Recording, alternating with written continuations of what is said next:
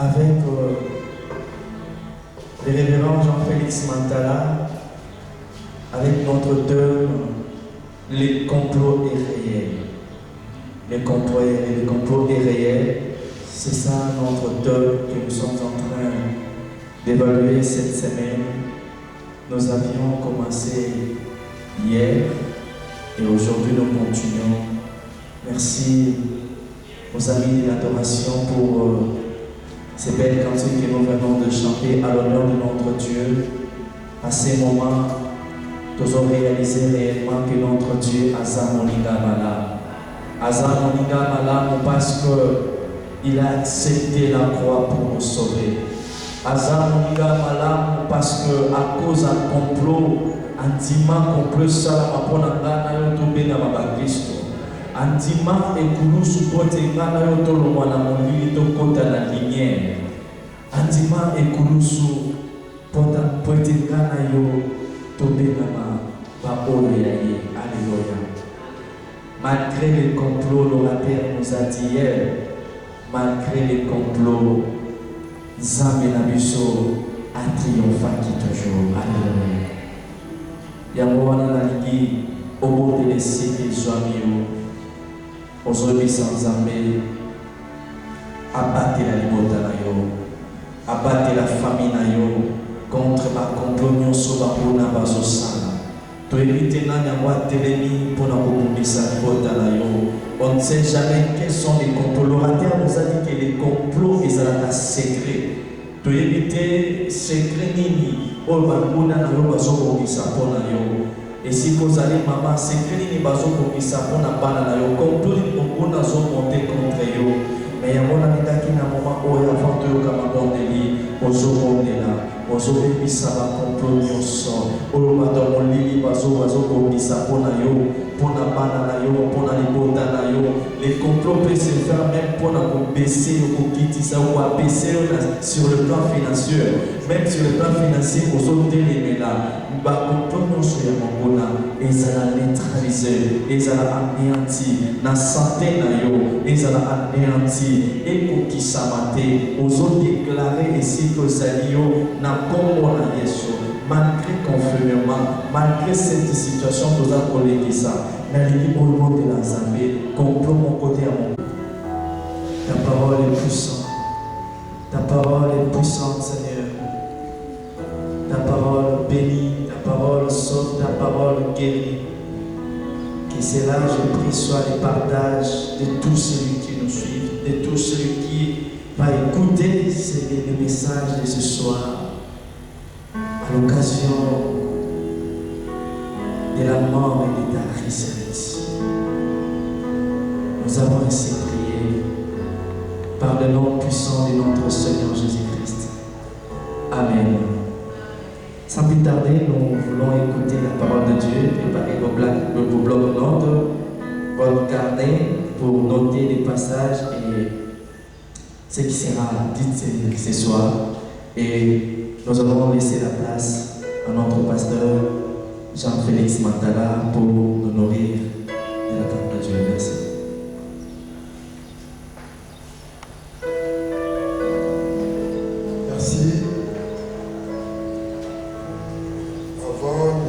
C'est le deuxième jour de notre prédication. Je voulais demander aux enfants de Dieu pour qu'ils nous suivent de par-ci et là, d'observer scrupuleusement les conseils édictés par l'Organisation mondiale de la santé. Parce que le monde est en guerre contre le coronavirus, cette maladie qui est en train de ravager, de déchirer le monde. Évitez de frotter le visage avec vos mains. mains. Il faut vous laver régulièrement les mains.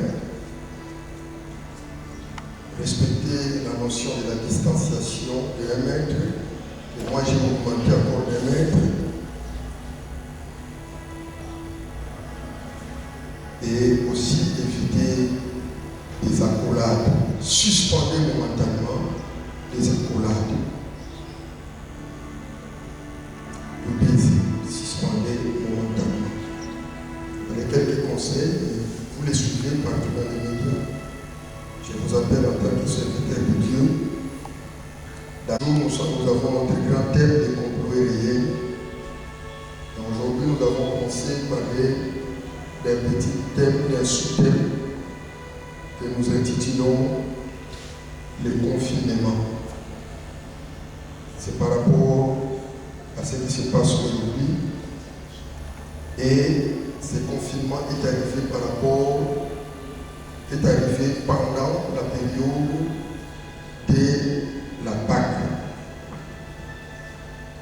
Les églises n'ont pas ou ne célèbrent pas normalement cette fête comme on a l'habitude de le faire. Sur à peu près 245 pays qui constituent le monde, plus de 80 pays sont confinés afin d'éviter les regroupements qui peuvent nous amener à la contamination. Mais néanmoins, par les réseaux sociaux, nous sommes là, portés intérêt à écouter ces messages. Je vais, à votre intention, lire l'Évangile selon Saint Luc, chapitre 19, verset 41 jusqu'à 44. Luc 19, 41 jusqu'à 44. Comme il approchait de la ville, Jésus, en la voyant, pleura sur elle et dit: Toi, si toi aussi, au moins en ces jours qui t'est donné, tu connaissais les choses qui appartiennent à ta paix, mais maintenant, elles sont cachées à tes yeux. Il viendra sur toi des jours où tes ennemis t'environneront, des tranchants t'enfermeront et te serreront de toutes parts. Suivez bien, mes chers frères, et verset 43.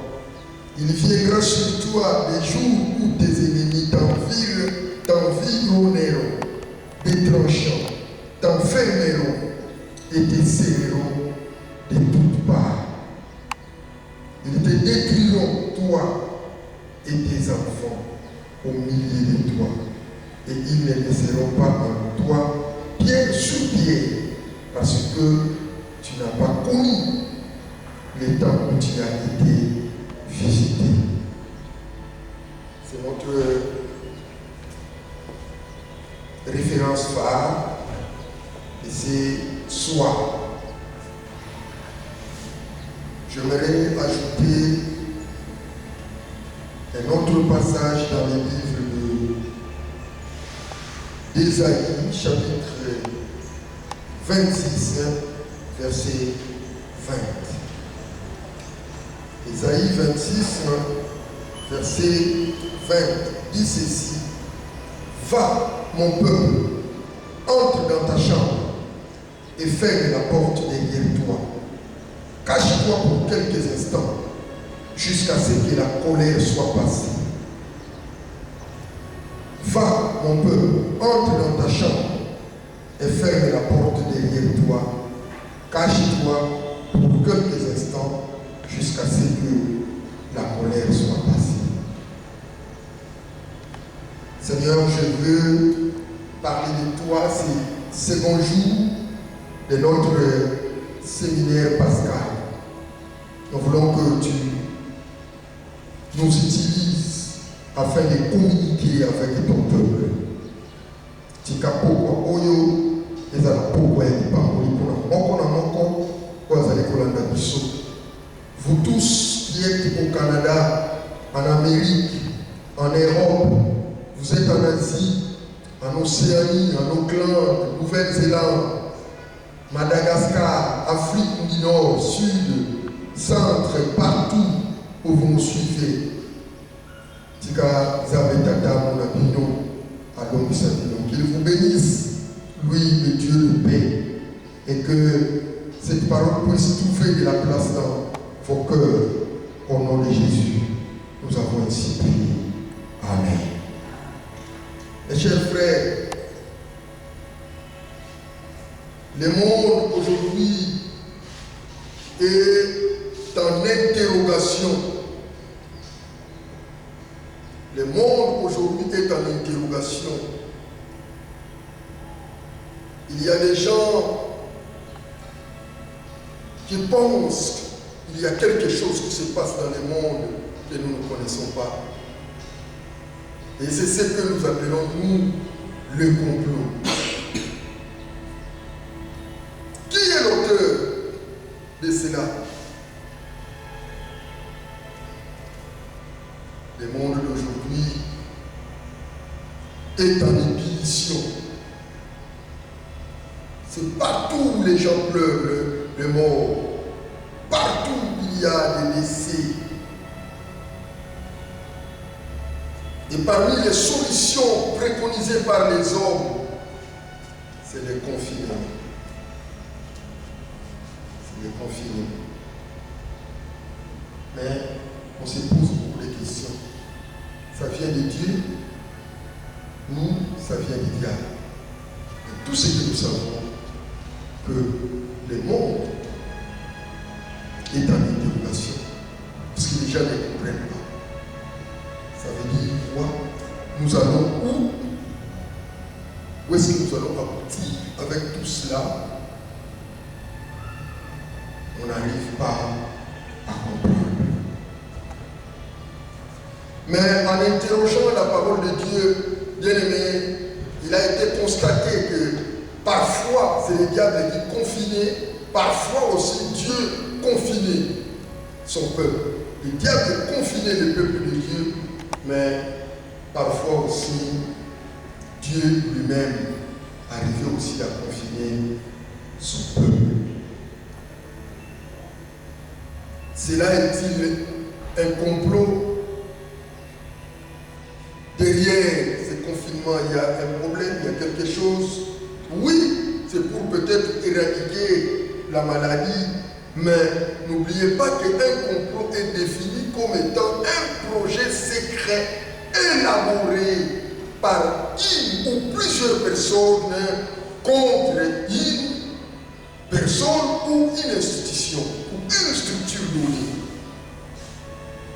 Un projet secret élaboré. Donc ce n'est pas visible. Le complot n'a jamais été palpable ni visible. Ni visible. Peut-être ce sont les effets que nous constatons après les confinements. Pour vous parler d'une définition simple, confiner veut dire enfermer. Confiner veut dire séquestrer. C'est ça ce que cela veut dire, enfermer. Aujourd'hui, nous sommes enfermés chez nous, dans nos maisons, dans nos quartiers, à des sorties. Parfois c'est ennuyant, parfois c'est embêtant, mais c'est peut-être pour notre bien. Mais les interrogations, et que qu'est-ce qui est derrière tout ça? Est-ce que c'est un complot ou c'est naturel? Dans la Bible, il y a quand même quelques passages qui nous montrent ce confinement. Et nous avons pris l'un des passages lorsque le Christ entrait en Jérusalem. Bien aimé, la Bible dit la première chose au verset 41, lorsqu'il est entré, il a pleuré. Et il a commencé à dire à Israël, à Jérusalem, c'est à la ville qu'il s'adressait en disant, tu ne comprends rien, tu laisses passer les temps de paix. C'est comme ça que je vous ai dit hier qu'il faut être prudent. Il dit, tu as été visité, mais tu ne comprends rien. Il y a des gens qui ne comprennent rien par rapport à tout ce qui se passe dans le monde aujourd'hui. Il reste constant par rapport au comportement, par rapport aux habitudes qu'il développe. Alors que nous devons nous interroger nous aussi, comme les autres le font, le confinement. Le Christ dit à Jérusalem, après avoir pleuré, il dit, il y aura un jour, toi, qui seras visité par tes ennemis. Mais tes ennemis, qu'est-ce qu'ils feront de toi? Ils vont t'environner, ils vont te fermer, ils te serreront de toutes parts. Il dit de toutes parts. Chez nous aujourd'hui, c'est de toutes parts la commune de la Gobé qui est confinée, mais nous aussi, d'une manière générale, nous sommes tous confinés. Et le Christ l'avait dit, il y a un temps de visitation, il y a un temps où la paix est venue vers vous, mais vous l'avez négligé. Vous n'avez pas compris. Vous n'aviez pas un niveau élevé de discernement pour savoir ce qui se passe. Et lorsque le Christ fait allusion à ces confinements dans la Bible, il n'a pas parlé d'un confinement qui vient de l'Éternel. Il dit à Jérusalem, Jérusalem, tu seras enfermé. Mais par qui? Par tes ennemis. Nous avons parlé de l'environnement lointain hier et nous avons soulevé que parmi cela, nous avons des adversaires, nous avons des ennemis, nous avons des vindicatifs. Mais ici, le Christ parle des adversaires. Et cette parole s'est accomplie. Cette parole avait une double signification. D'abord, la destruction du temple de Jérusalem. Mais là, lorsque le Christ parlait, il s'adressait à la ville. Et aujourd'hui, une parole prophétique que nous sommes en train de vivre tous. Nous vivons cela, le confinement. Tu seras environné, encerclé, entouré de toutes parts. Et nous vous disons qu'à chaque fois que le diable confie, c'est pour un objectif. Et là, même lorsque nous lisons cette parole, le Christ a conclu. Il dit pourquoi il viendra t'enfermer, pourquoi il viendra t'environner, pourquoi il dit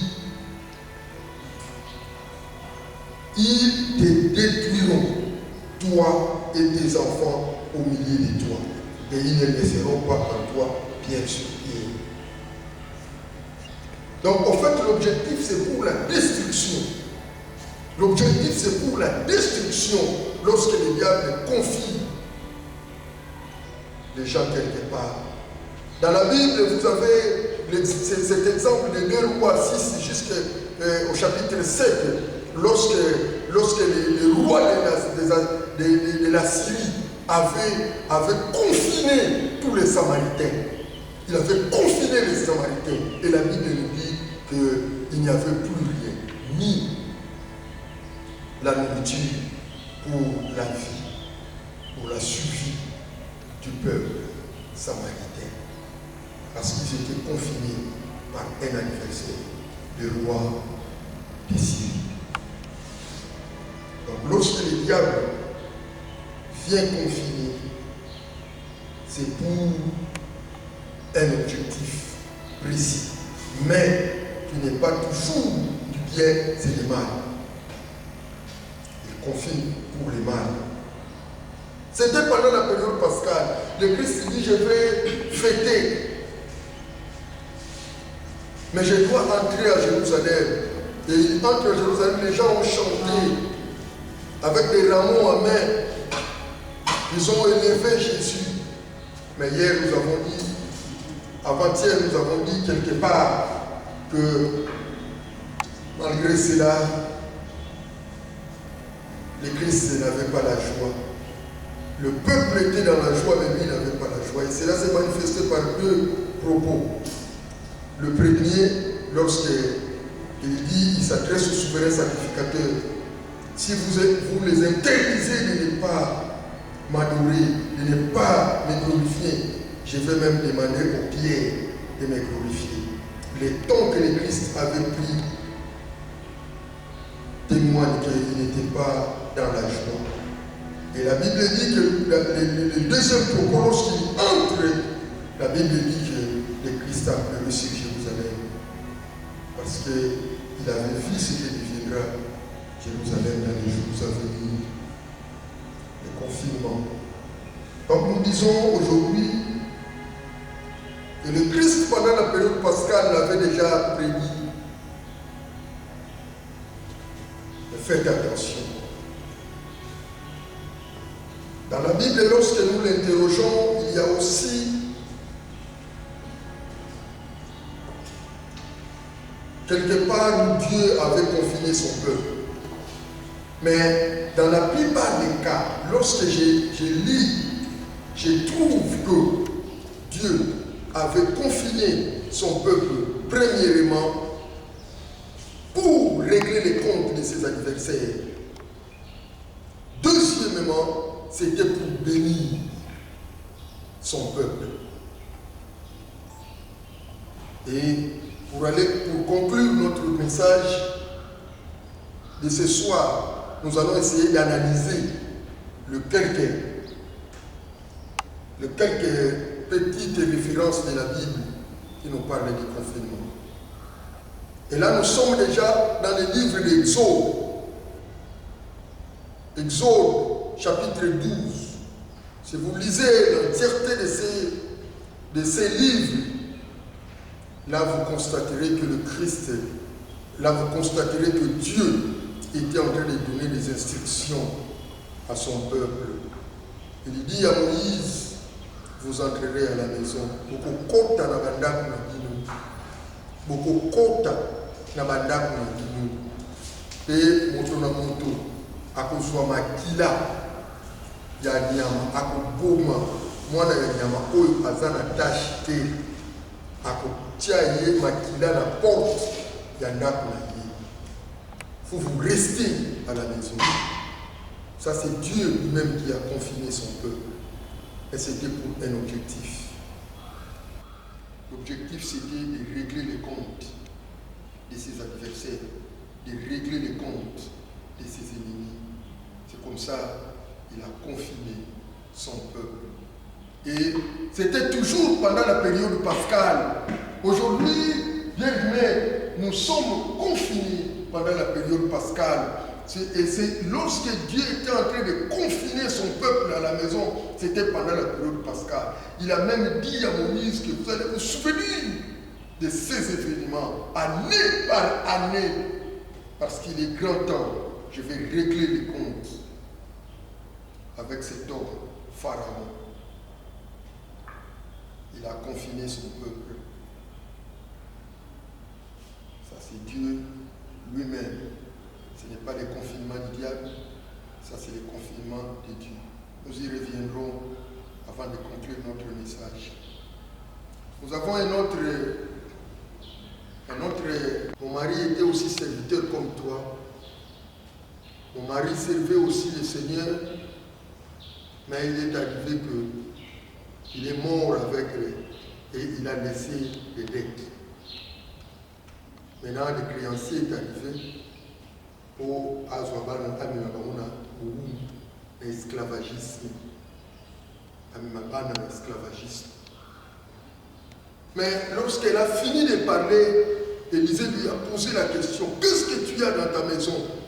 Elle a dit, j'ai seulement un vase d'huile Élisa initié, rentre chez toi à la maison. Entre dans la maison, ferme les portes, ferme les fenêtres. Et puis, Kamata Mafuta, c'était les conflits. Ce n'est pas nouveau. Ce n'est pas nouveau.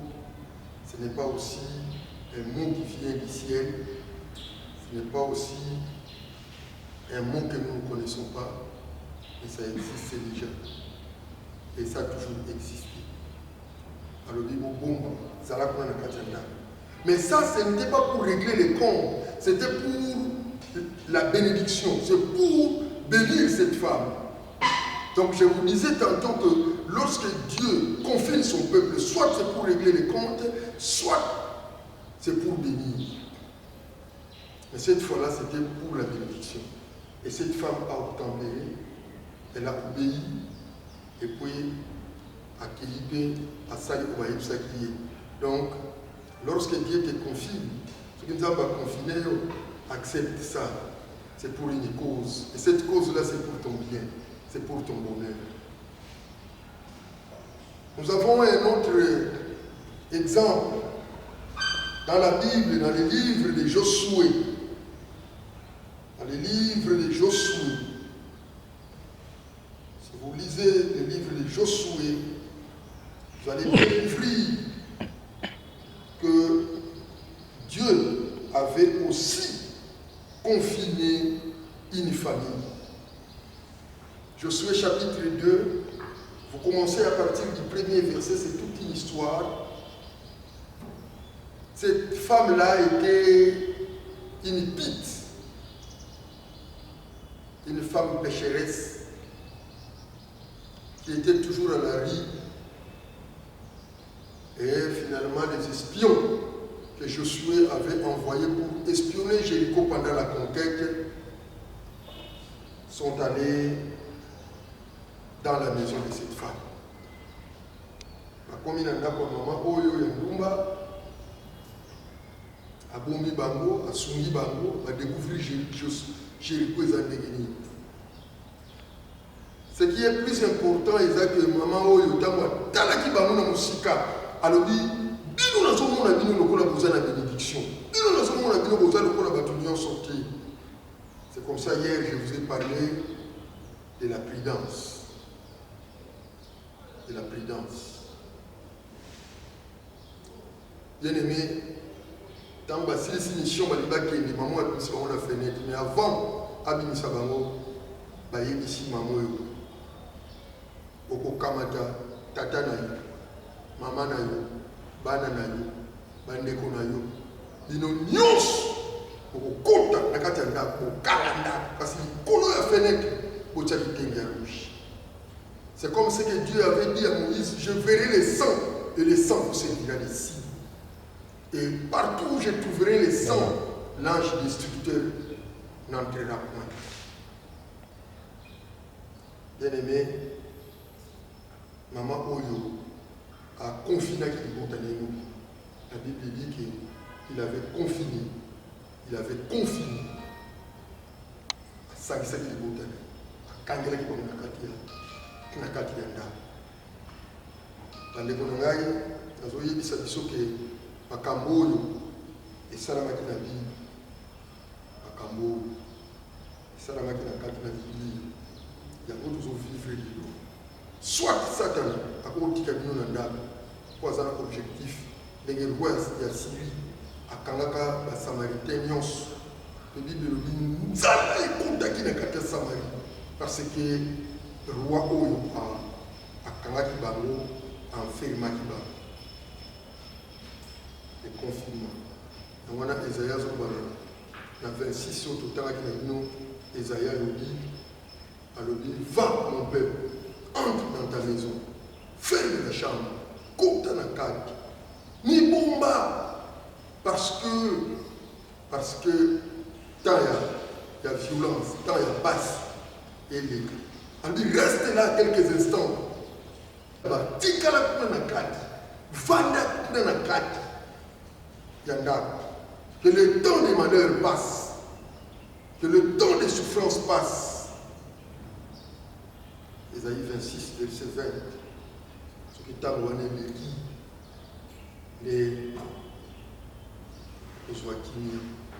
Bien aimé, les confinements, autres vivre les dos,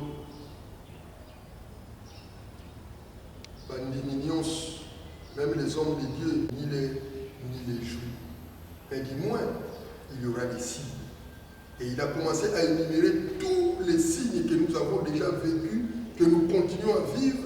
Même ce que nous sommes en train de vivre aujourd'hui, c'est parmi les signes.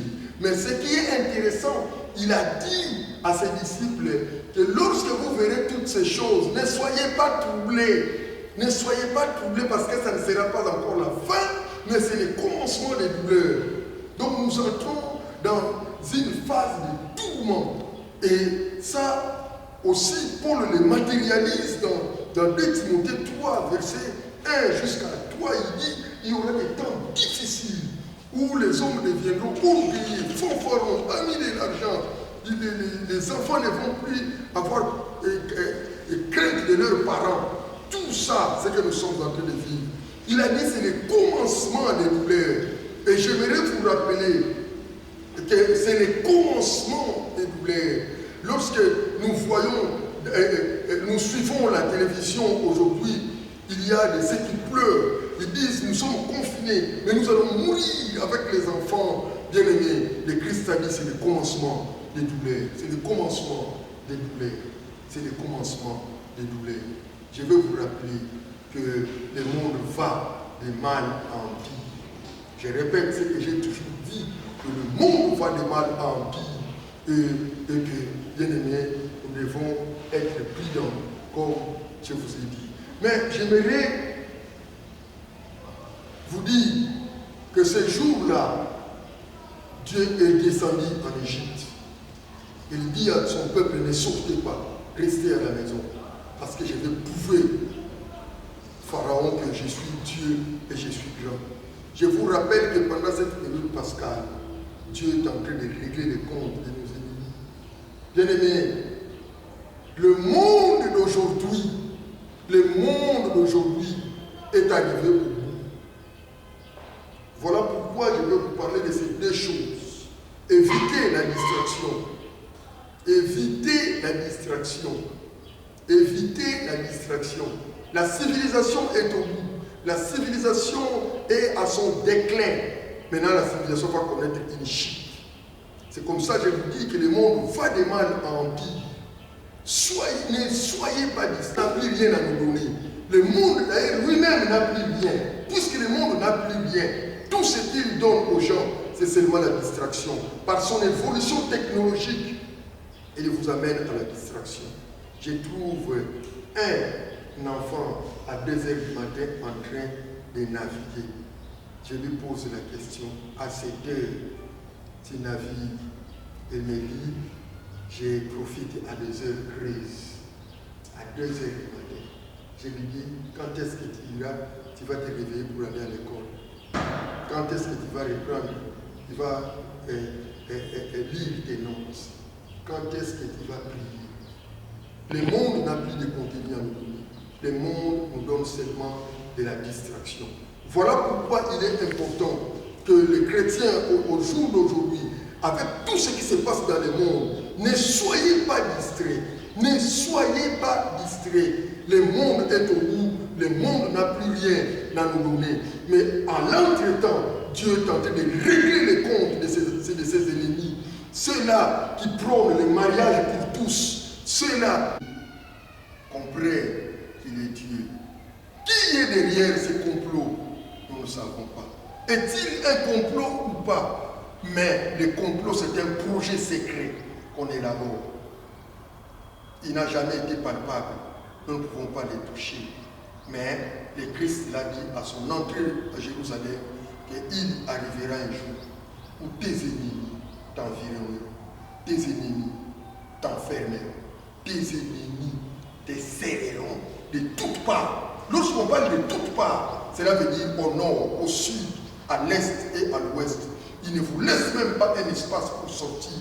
Voilà pourquoi, bien-aimés, je vous rappelle aujourd'hui que ce que nous vivons est écrit dans la parole de Dieu.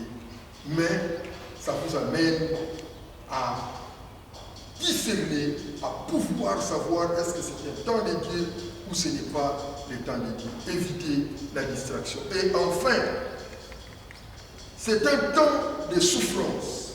Et ce n'est que le début. Il a dit c'est le commencement des douleurs. Ce n'est que le début.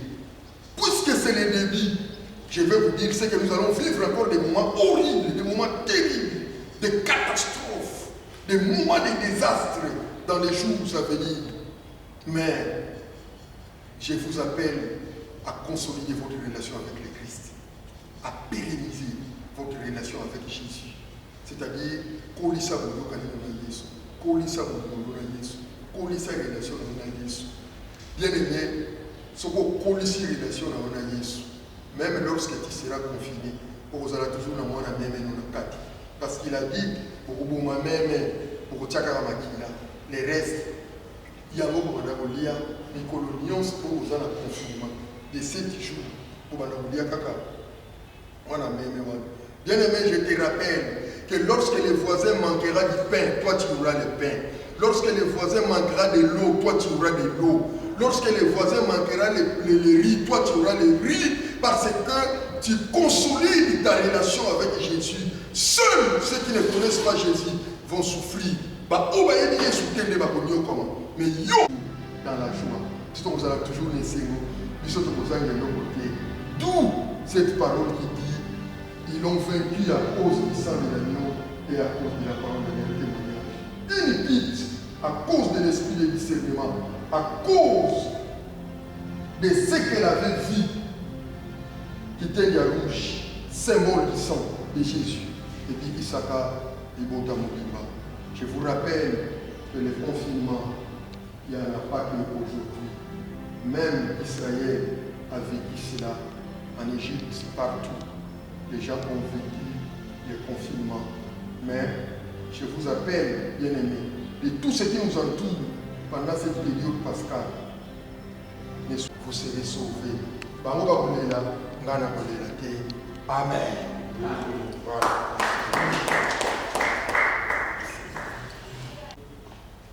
Une fois de plus, ce soir, nous te disons merci. Merci parce que tu nous rappelles que nous ne sommes pas les premiers peuples à être confinés en cette année jumelle. Et l'examen de l'écriture, l'examen de ta parole nous a instruits que même Israël aussi a vécu cela.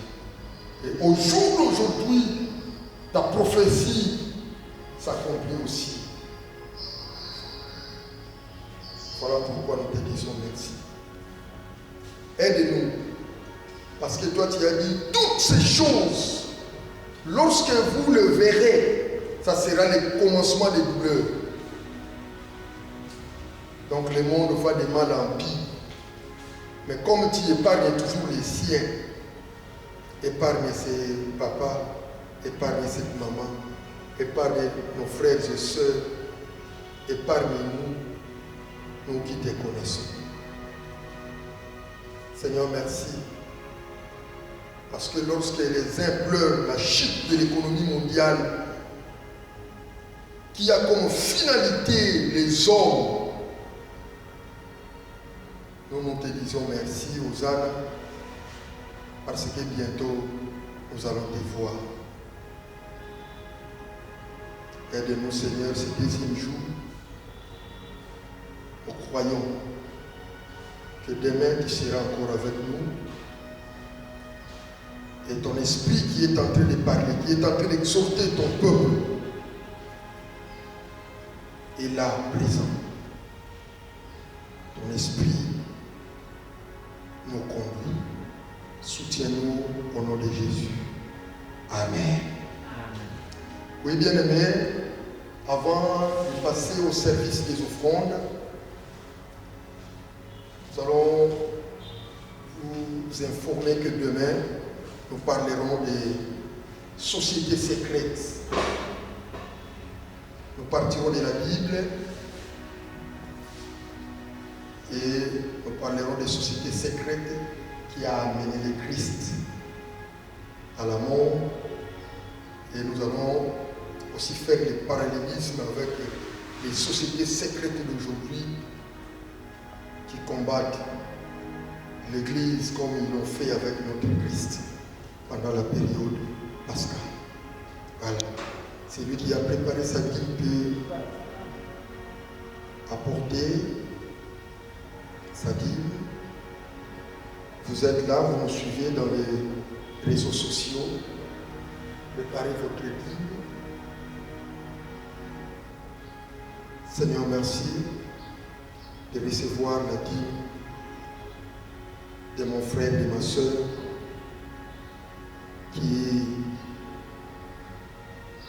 a obtempéré à ta parole qui dit apportez dans ma maison toujours le 1/10 de vos revenus. Que tout ce qui est prévu de la bénédiction de la dîme leur soit octroyé au nom de Jésus. Amen. Les offrandes ordinaires. Nous allons prier pour les offrandes. Seigneur, bénis ces offrandes. C'est toi qui avais béni Gédéon et toute la tribu de Manassé à cause de l'offrande de cet homme. Bénis aussi cette famille qui a apporté l'offrande pendant cette période pascale. Nous te disons merci au nom de Jésus. Amen. Voilà. Merci bien-aimés. Nous disons que nos bureaux sont ouverts. Vous connaissez l'horaire. Vous pouvez passer au bureau. Le matin, nous sommes là. Après-midi, nous sommes là. Vous connaissez les programmes de chaque serviteur de Dieu. Vous pouvez passer. Pour la requête de prière, nous sommes là. Même si vous ne rencontrez pas les pasteurs, si vous avez une requête de prière, venez toujours déposer. Il y a toujours une équipe permanente qui va vous accueillir pour recevoir votre requête écrite et cela nous arrivera et nous allons vous soutenir dans nos prières. Si vous avez aussi des offrandes, vous passez.